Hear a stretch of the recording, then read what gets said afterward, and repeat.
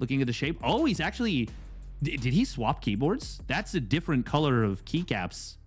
If he's playing on a different keyboard, that's actually huge. Yeah, actually, you're definitely right about the keycaps, because I remember thinking in my head, like, oh, those keycaps are so colorful. And now he's got the same keycaps as I have. He has this like lightish blue, or like kind of like darkish, lightish blue, and then like gray. But that is crazy to think about, that you're going to be switching out your keyboard potentially because of an issue. So we'll see how he's going to be feeling about this. I think even with that, I'm still going to give some favoritism to our boy up here in the top left-hand side of the map, Oceanborn, our red Protoss player. Put your hands together for herO. It's going to be representing good old team Weibo Gaming.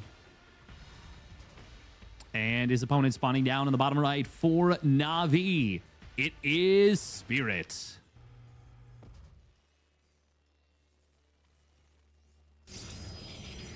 Now, we are going to be looking at the very first bit of this game. herO, so normally, and I don't want to, you know, say that it's going to be easy for herO, because we are all creatures of habit, and when you have to switch things up as big as a keyboard, I do think the mouse is probably a little bit more important, but the shape of a keyboard can really, really mess with you. But if there's one player that it feels like his instincts are just so good and like can kind of manage it through that chaotic situation, I do feel like herO is going to be one of those players. We do see he is checking around the natural, making sure he's not getting proxied there. But for now, well, he's just kind of zoning around with this. Looks like he's really anticipating maybe an engineering bay block. Yeah, I think that's what this probe is doing. He's looking for an engineering bay block. Yeah, very, very nice.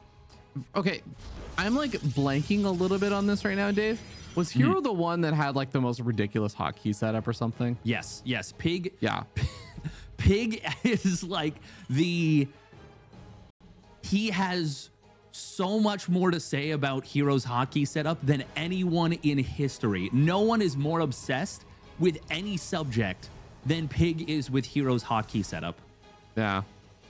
So, you know, I'm just gonna put it out there. And I actually will say, it's funny that you were saying like mouse is probably more impactful than keyboard. To me, actually, I've had a much easier time adjusting to mice than keyboard. Because I think because I think for me, the mouse, I can get the sensitivity level to where I want it to be. Right. Just like eventually I can tinker with that.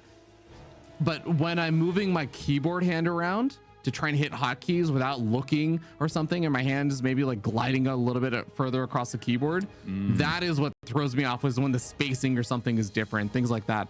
But I was gonna say, lead this into, if a player maybe doesn't use hotkeys and stuff as much, then maybe it's gonna affect him a little bit less. I don't know. I mean, it's entirely possible. This build order setup from both players is a little bit funky. So we've got Stalker, Sentry, Stalker with a blind shield battery. herO not scouting across the map. Spirit doing the same, also not scouting. But even though he opened up with the Reaper and a Marine and a quick bunker, he actually kept that Reaper back for a very long time. So both players playing very passively. herO is the kind of player that feels like he really wants to get in your face early. So that is a little bit surprising to me. We're going to see him trying to intercept this Reaper, but it should be able to escape. Yeah, takes 5 shots to get the kill and just a safety grenade to retreat. I'm really intrigued by what herO could be doing here. But of course, with that quick sentry, he will have the hallucination scout, and he will be able to see that looks to me like very early, maybe Banshee tech. Usually I would say Raven, but with the starport and tech lab being this quick and the emphasis on trying to deny this scout, that is what it feels like it is going to be. And there it is. Starts up the Banshee, starts up Cloak. Oh man, this is very nice for herO that he gets the scout on it early and that he started the robotics facility so damn fast. Easy choice to just go straight for that observer. I think it's something that in general Protoss players are going to want to do anyways when they're going for the robo this quickly. But this is going to really, really solidify his opportunity to just say, all right, yeah, like, I do need to make sure I do not skimp on my observer. I do really need to get that up. Can't just go for like an immortal or a warp prism really quickly to put on some kind of pressure or something. So Well, should be very well set up. And it's kind of funny because in these situations, we do sometimes see the Terran player say, it's been scouted. Maybe I could just cancel it and then just reinvest the resources somewhere else. They're going to be investing in early detection and stuff probably anyways early, but so you're just going to just stick with it. Yeah, and I think that's a decent call because sometimes you can have the situation where you're like, oh, it's scouted, so you're not gonna, like, I scouted it, so you're not gonna go for it now because you know that I scouted it, and it becomes this weird like double blind situation, or not even double blind, but like double bluff situation where one player then underreacts, which is kind of what it felt like happened with Raynor versus Hero Marine in game 2 of their series on Crimson Court, where Hero Marine was like, oh, you're doing this build, like surely you won't do anything else behind it, or surely this is just a build off of Yuna's build, off of Cyril's build, and you're faking this, but that wasn't the case. Now, I'm actually a little bit surprised here. I thought we were going to see Hero go 3 observers right away, but he actually went 2 observers and an immortal with a very late robotics bay. Really, really late robotics bay relative to how fast he could have had that down. Now, it is worth noting that we see a fast 3rd command center out of Spirit. So any potential push is not going to be as powerful as it could be. Very quick Templar archives coming in from Hero, relatively speaking. And wait, hang on. He canceled. Yeah, he canceled the robotics bay. Did he just realize that it was late and then said, oh, crap, I can't do this? We do see the observer, by the way, is going to spot these Cloak Banshees. This is a fantastic positioning. Yeah, and Blink is also finished up, so he can use the one Stalker to blink forward if he wants to. He does have some more Stalkers a little bit further back, but not going to have them in position just in time. Observer going to keep an eye out on those Banshees. And yeah, like you were saying, he doesn't have the robotics bay anymore, so it is just going to be Templar archives and no Storm or anything coming out just yet either, it seems like, for the moment. Oh, a little bit of a bait coming in from Hero right there. Can he split the target fire? Oh, almost perfect. That is something that players like Max Packs have gotten extremely good at, is splitting up their Stalker shots. Hero does still get the higher HP Banshee and almost kills the second one. Nice little bait from Hero. He was waiting for those units to move back in. But we are going to be seeing a move out to the left side. I don't think Hero saw that. His observer is kind of, yeah, there we go. We got a vision of it right now. It is a little bit further out. There is an observer on the left side, as we can see right there. And yeah, very Pig Baby-esque. That's invoking an old school name, but still good observer positioning. As long as the Stalkers are, well, pretty much right where they are, as we can see, they're going to be close enough to being in position. Obviously, you need 9 Stalker shots to one-shot a medevac, but this is still good positioning out of Hero. Spirit, though, setting up for a 1-2 punch.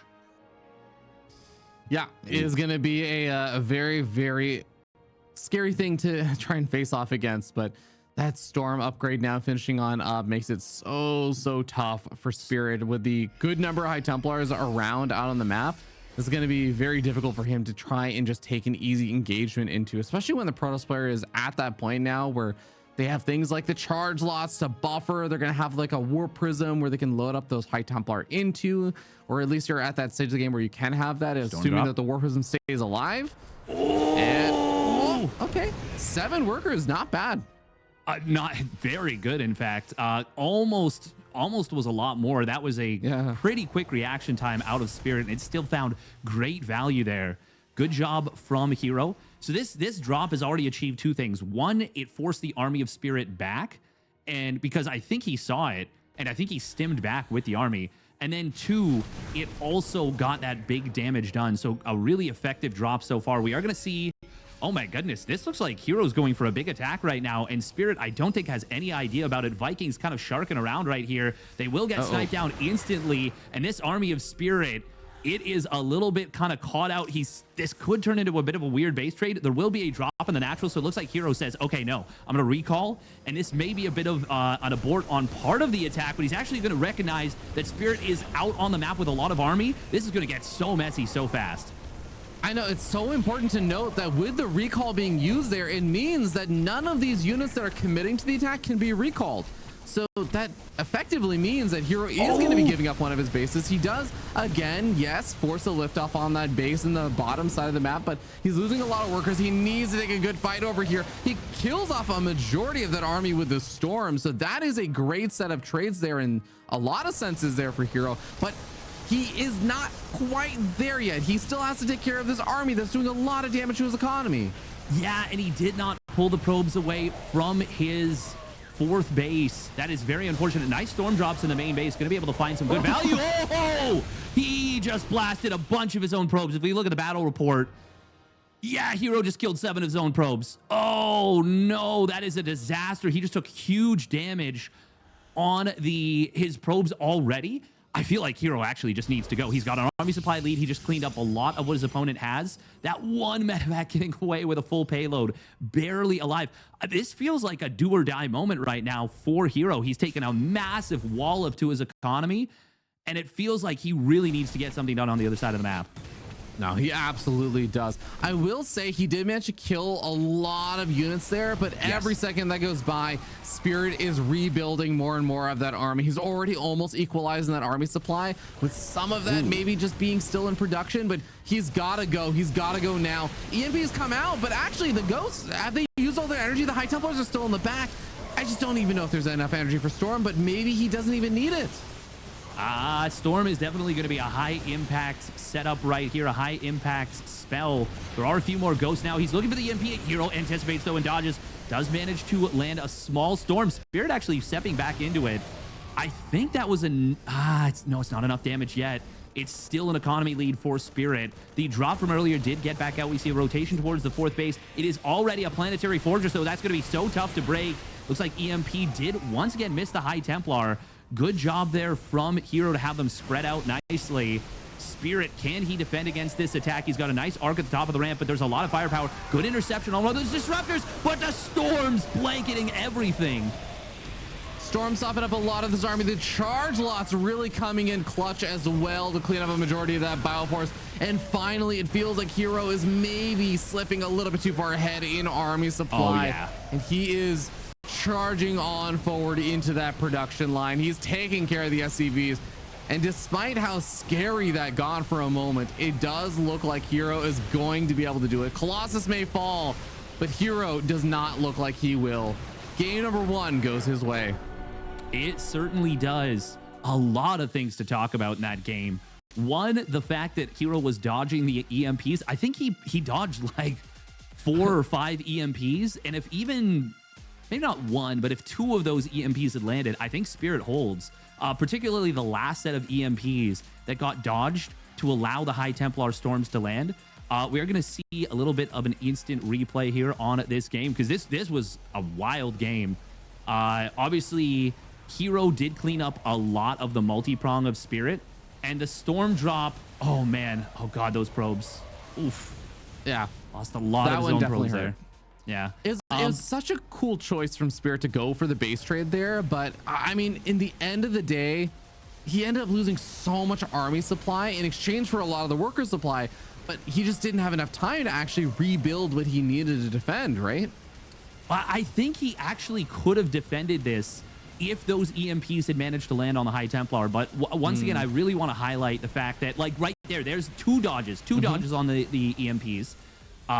There's another point right here, yeah, where I think we saw 1 EMP get dodged right there, and then there's, I think, 2 more EMPs that try to land, but every single High Templar was able to retain their energy during this, and herO was keeping them at arm's length consistently, and it was these Storms here that really allowed him to power through. Without those Storms, I mean, it's 1-1 bio versus 1-0. It's a ton of medevacs healing. Like, I really think that Spirit would have been able to hold otherwise. That is so tough for Spirit for that first game. Still, I would say overall a clutch and kind of competitive game for sure. And I was talking earlier about how a lot of people will maybe consider herO to be a pretty big favorite coming to the series, but I think that absolutely establishes that Spirit is someone who is capable of taking a game off of herO, if not a series off of herO in a best of 3. He can do it if he can just bring in the right energy. Like you were saying, a lot of those EMP dodges and stuff, I will say some of those dodges were not so much just necessarily dodges, but it did seem like Spirit was going for EMPs that he would like see, and some of this can be also because vision. He doesn't see the entire map like we do, so he doesn't know exactly what the High Templars are. So he's going for the EMP on, say, like the Immortal and the Colossus seems like a good value thing, and immediately afterwards the High Templar kind of rears its head and throws out a storm. So some of those moments just kind of paying out a little bit better for herO, I feel like. Yeah, and I think it's fair to say, I'll talk about it in a little bit, but we have spawning down in the bottom right for Weibo Gaming. It is herO.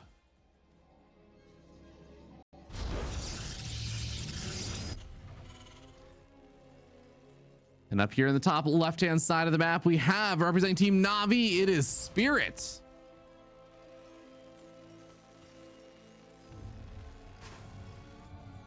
Yeah, and what I wanted to say there is it's not so much that he dodged them in the sense of like dodgeball, where it's like you see the EMP coming and you manage to get out of the way. It's more so that the positioning was consistently making it so hard for Spirit to find those good EMPs, whether it be denying vision, like you say, keeping them out of range, or whether it be, you know, just spreading them out and anticipating where Spirit was going to throw those EMPs. Because it was actually, we saw both out of herO there, and that's really difficult to do in the kind of interaction. It's a dance that for a long time I feel like a lot of Protoss players have struggled with, but we saw herO doing a really, really good job with it there. And of course, something else to note is when Archons are in the mix, they kind of act as a bit of a magnet for those EMPs. You kind of have to use it on them. Yeah, I mean, it's just such a high value target to also EMP just because it is purely shields, right? You think, oh, I can EMP this 3 times or something and it'll still be finding some value. So I totally get it. It absolutely is something that is quite valuable to do, but we saw how impactful those High Templars were, and we're gonna have to keep an eye out to see whether or not herO decides to go for another one of those fast storm openings, or if he's gonna go into the Colossus transition. I guess that game went far enough along that he had both of them anyways, so could very well be a similar situation if the game goes late enough again this game. Yeah, once you get up to 4 bases, there's really no reason to not have Colossus and Storm online. Even now, there's still some Protoss players that don't like Storm. They usually like to go Colossus Disruptor. But I do think that Storm is just such a powerful tool. And even it's tough when your opponent has like 10 ghosts on the field, for sure. But, you know, the Prism, there's so much potential for Storm. I think it's just a valuable tool. Oh, no. That is not meant to happen right there. We talk about the herO probe, and that is a herO probe if ever there was one. That just kills off an SCV, and I think the Reaper is now coming home to clean this up because the Marine is getting... Nope, never mind. That's a Stalker crossing the map. Oh, my God. Oh, my God. This is so bad for Spirit. This is quite tilting. There's not 2 more Marines coming out, and that is actually an awkward number to try and get enough units out to just defend, just because the Marine had been softened up. But the Cyclone coming out is what's going to push him back. Yeah, because if it was just the Marines, of course, like the timing of the Cyclone coming out is going to be standardized. He should just be expecting that at this point. But you can see you have to wait for the Cyclone. The Marines themselves are not enough to actually get that SCV down to finish the command center. Yeah, no, they wouldn't have been. If it was just if he had gone for like a quick tech lab or a quick widow mine or something, that could have been really uncomfortable for a while. As it was, this has already put herO into a great position in this game. He's up 9 workers. Obviously, mules do equalize a little bit, but they cannot equalize that much of a difference. This is a great start for herO. He once again has gone for this quick hallucination, and he manages to see that it is the medevac, and I believe he saw the tech lab, right? Can we confirm that? I think we're about to have production check anyways. Yeah. Oh, yeah, he sees it. Okay, that's good information to have. Now, this isn't going to be as quick Cloak Banshees as we saw in the other game. It will, of course, be that Raven, but knowing that it is the tech lab, or knowing that an add-on comes in, so it's not going to be a follow-up Liberator or maybe even a second medevac to be crazy, is really good. And of course, now that he knows that it was a medevac to start, he's going to be thinking, yeah, probably would a mine drop. And we can see a perfect Stalker split. Yeah, got a couple of Stalkers in the Sentry over in the main base. Had one of the most common angles for the medevac to come in from. Got a Stalker that was warping in at the natural. Got a couple more that have now been positioned there. So should be ready to intercept this drop if it decides to pop in. And honestly, at this point, I think Spirit also knows that has sort of been scouted. Oh, catch on the Cyclone. This is so nice for herO. Yeah, is he going to confirm the kill on that? Spirit actually could have gotten away, but I think the Cyclone did just get picked off. There was just enough room to get away, but he did actually get the kill. That's very unfortunate for Spirit. Now, one thing that's good for Spirit is that he does scout that it is a 2-base Colossus opener. He saw the 3rd and 4th gas, and of course, he saw the Robotics Bay itself. And that does mean that hero's going to be a little bit more committed to tech, so that economic advantage that he had earlier is going to start to not disappear, but it is slowed down a little bit. Also was a tiny bit supply blocked when his Robo Bay finished, so his Colossus isn't as fast as it could be, which when you're dedicating to more tech, every couple seconds does matter. Yeah, I mean, there's definitely some Terran pushes that really try to capitalize in on the timing where a Protoss player maybe has one Colossus, but not 2 or something. And maybe the second Colossus just popping out every couple of seconds can absolutely matter. Doesn't seem like it's necessarily going to be an immediate concern for herO this game, though, as Spirit is just continuing to power up as many of these units as possible, getting up stim, +1 weapons, and everything else. So you should have plenty of time to get up to a comfortable number. Yeah, absolutely. I just more so a little bit of friction coming in from hero's build order, which is not what you want to see. Not what you want to see. But so far, it is still a very good start for herO. I do like his position in this game so far. Spirit, 3rd command center behind this. He is going for a, a 3-1 timing, as it were, a quick 3 racks pressure with the stim, the combat shields, the +1 weapons, which is, for like 4 years was pretty much the dominant way to play this matchup, that kind of around 7-minute timing push. Now, obviously, Terrans have gotten a little bit more dynamic as Protoss players have gotten better at figuring it out, but it is still, even now, like just a very valid way to play. Yeah, absolutely.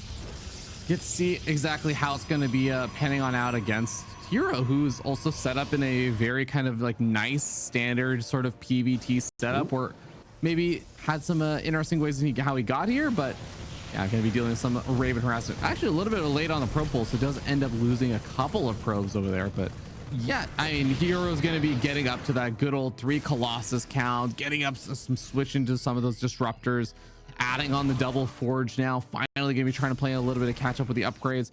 We do see that the Stalkers scout the move out over here, which is a very, very big thing, because if you can reposition your army best to handle the army moving across the map, that is one of the most helpful things that a pro player can do against a push. Yeah, and part of the reason why hero's probe pull might have looked a little bit late is that Spirit was pushing out with his main army. So herO was looking at the 4 Stalkers on the other side of the map. Just a nice little play from Spirit. It wasn't so much a mistake from herO as it was just a good play from Spirit, and it nets him a fair number of probes, maybe more than he would have normally gotten. But for 2 auto turrets, I'm so used to watching Clem play. It feels like every auto turret is guaranteed to kill 2 probes whenever I watch that. But it's important to remember that that's not necessarily the case. Now, we do see something that I'm a really big fan of in this matchup, which is when you are playing up against Terran, you delay your upgrades a little bit. If you do that, you go for the double forge follow-up. I think there are way too many Protoss players and way too many times that Protoss players will have a delayed upgrade setup and they still only go single forge, and they just end up playing from behind in that scenario for the whole game. But when you get up to 1-1 and then you start up a really fast 2-2, you throw down a little bit of chrono, you can have some really powerful ground units. And if there's one thing herO loves, it is making units and attacking. And obviously, something like a strong fast 2-2 timing can really enable that. What do you make of this fast Dark Shrine? Yeah, I mean, I actually don't mind it at all. I feel like it is one of those things where if you look at overall, obviously there's been a little bit of Raven harassment. Spirit has not been up in his business all that much, so it does feel like hero's had a little bit of space to get up his ideal unit composition, and he can afford to go for something like this Dark Shrine, throw out a few extra DTs where he can just put a little bit of light pressure on, especially if it's when Spirit decides to move out or put some actual real pressure on himself sometime soon. But there's not really a whole lot that I hate about it. It's just a really, really nice way to put on like a low supply investment pressure on your opponent. Yep. We are seeing something very interesting out of Spirit right here. So if we take a look at his main base right now, you can see on the production tab that there were 4 ghosts in production, which means that he went, instead of the more standard 3 tech lab 2 reactor setup, he has gone 4 tech lab, which means he can pump so many Marauders, so many Ghosts at a time. It is normal to see a lot of tech labs when you get up to like 8 barracks, but to see 4 tech labs this early on is quite notable. We are going to see herO going for a very aggressive blink forward into the army. Disruptor shots will kind of cover the move, and it's a big stim from Spirit, but that was a bit of a wild attack. It does net him the kill on the sensor tower, which is actually kind of nice. Can we take a look at the battle report on that? I wasn't even really expecting the fight, so I wasn't paying as close attention. A lot of Widowmines go down, but it's a fair number of gateway units. I would say that's a better trade for Spirit. Yeah, I would say that's a better trade for Spirit. Yeah, minor little skirmish there. It's really minor. Yeah, it's really minor. Yeah, both players gonna already be maxed out again, so it is definitely a nice little bit of a skirmish there. Disruptor number 1, yeah, comes out, gets a pretty decent connection there as well. So nice pickup there for herO. And this is what I was gonna say. You were talking about, like, you know, getting up a lot more Ghosts, getting up a lot more Marauders. It's kind of funny to me because those are the units that I feel like the disruptors are gonna just care about the least. It's like, oh, you're a Marine, is he killing? He just killed one of his own disruptors for sure. Yeah, that was not meant to happen. I'm like, you're sitting here complimenting the disruptor. Like, I feel like the disruptors are really going to compliment his army. Too. I was like, they're going to be so good. I don't want them. Get them out of here. Yeah, so he's obviously freeing up supply. How many gateways do we have herO going up to right now? Okay, so he is going a little bit gateway heavier. We do see a rotation coming in from herO, and he will find this gas, but he's got to be careful about not getting surrounded, which is what Spirit is looking to go for. herO might be a little bit cornered right now. He needs the disruptor shots to land big, but this arc is looking really good. Great dodges on the disruptors. Oh, force fields, though. Really nice force fields, and that will enable him to retreat out. That should have, by all accounts, been a disaster, but he managed to get out. However, during all that, Blink DTs sniped to the 4th base, Zealots in the main base, and even though that looked really bad for herO from the eye test, it enabled him to break this game wide open economically. Yeah, 41 workers killed off. 2 of the 4 tech labs also picked off as well, so Marauder and Ghost production going to be heavily stinted for a little bit, and herO is buying himself also just a lot of time to rebuild with the DTs, because the DTs are just occupying this army, dragging him off into the corner, as Spirit really just wants to be able to charge across the map, punish the fact that he's been able to kill off a decent amount of the army supply to reset the disruptor count. And herO looks like he might be maybe able to pounce in from multiple angles. He's gonna try and charge in kind of a little bit disjointed here. This may end up working out, but it's a kind of weird fight for him to take. This is totally fine for herO. He is catching a Spirit that was not really ready for the fight. Spirit is so all in with this army. He's not building SCVs behind this. He has rebuilt to a decent count, but herO's tech is so far ahead. At this point, he just needs to clean up the army. Spirit's going to try and snipe the Stalkers so that he can get out of here, but I don't think he's going to be able to get out with all these medevacs. 1 empty medevac goes down. That's best case scenario for Spirit. herO can actually continue to chase this, and I am pretty sure we are actually already going to see the... Well, I just don't see any way that Spirit can possibly win this game. Being down 80 supply, sometimes in PvZ, it can happen, and you can still make something happen because your opponent has Swarmos or Roaches or something and inflates the supply. This is now one of those matchups where being down to 80 supply is a thing. Yes, and it's a true telling of 80 supply. 40 supply of it is workers, which is notable, but it's still a 30 army supply advantage. We've got herO outmaneuvering Spirit, and Spirit just says, okay, well, this is fine. I wanted to go for the base trade anyways. Yep. But it is, okay, we're going to see a recall as well as a gutting of the base. Now, where did he recall to? He's got to be a little bit careful with that 1 Colossus, but actually, does he even really need to be that careful? I think as long as he has battery overcharge... Okay, there we go. I do think you have to be a little bit careful because there is a chance that Spirit does like the stutter step micro back against slightly slower units and gradually goes up to the next or something, but that is just not going to happen. GG gets called. herO is going to be able to take the series 2-0, eliminate Spirit,